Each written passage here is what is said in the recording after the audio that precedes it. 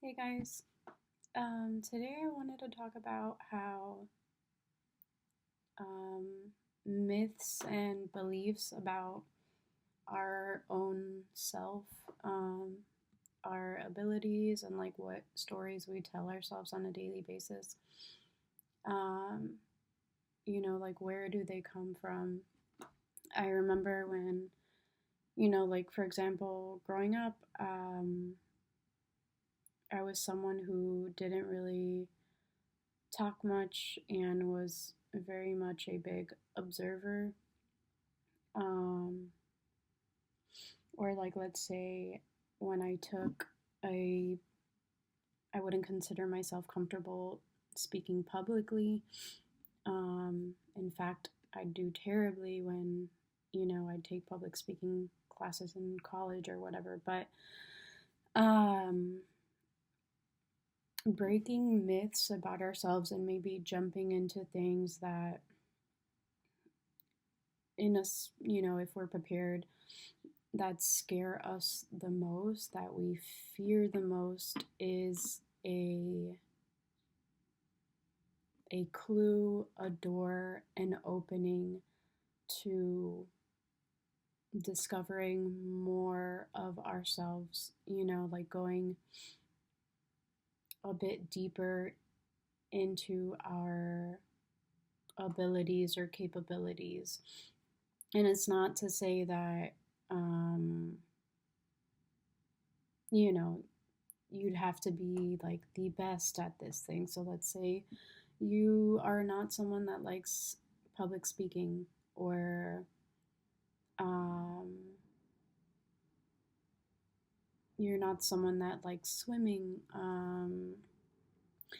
Anything that you tell yourself, a story or belief that you have about yourself, your personality, your identity. And I would I would say, why is that? Where did that come from? Is there a way that maybe that aspect can be investigated, where you could break that myth about yourself? So, again, a personal example,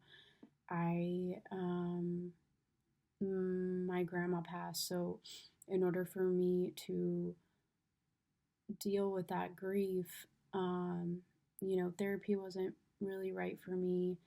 And so I exposed myself to doing comedy for a bit, right? And that pushed me in my personal development in so many ways.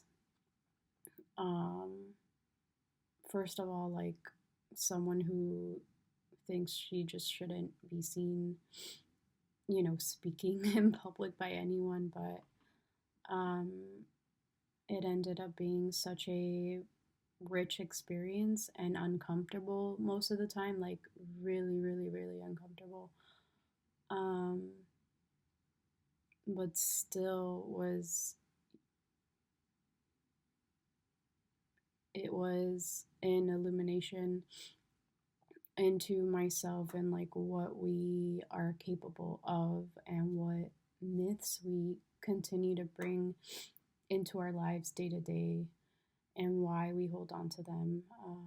Like some of us aren't ready, understandably, to let go of certain things, or, these narratives that we have that we hold on to so tightly that sometimes they don't really need to be there. We could tell ourselves another story about ourselves, or another myth or belief, right? So you could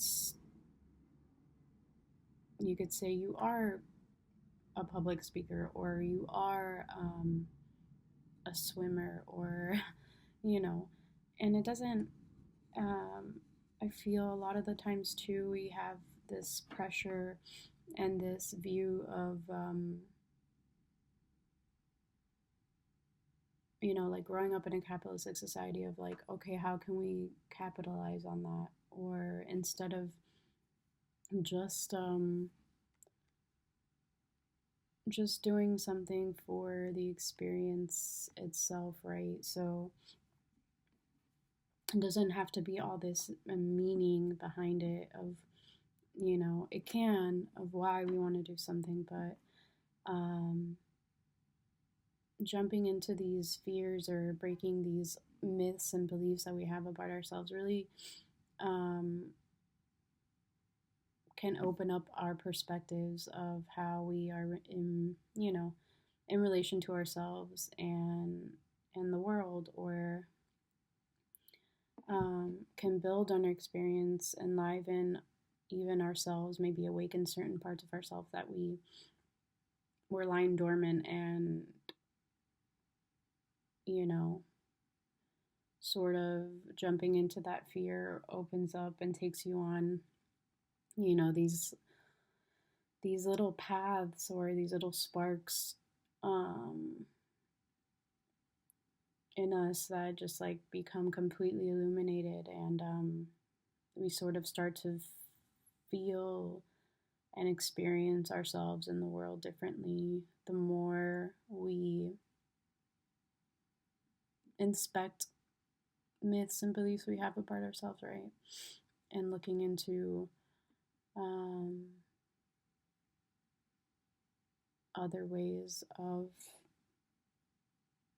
living or just experiencing life in general, or